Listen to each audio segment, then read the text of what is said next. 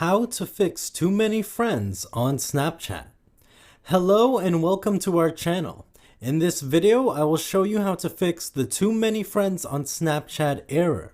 Please watch till the end to properly understand the tutorial. If this tutorial helps you out, please give it a thumbs up and subscribe. If your Snapchat has an error and is not letting you add more friends, what you have to do is open your phone settings. Find and tap on Applications and Permission. Then tap on the App Manager. Scroll down, find and tap on Snapchat. Tap on Internal Storage and clear data. Uninstall and reinstall Snapchat as well. If you still can't add friends, that means you have reached the 2,500 friend limit. Now what you can do is open Snapchat, tap on your profile, scroll down and tap on My Friends.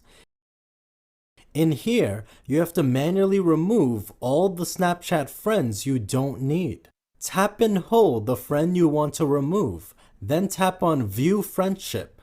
Tap on these three dots. Tap on Remove Friend. Again, tap on Remove.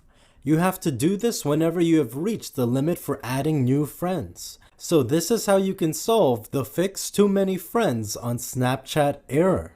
Thanks for watching. Like, share, and subscribe for more tips and tricks.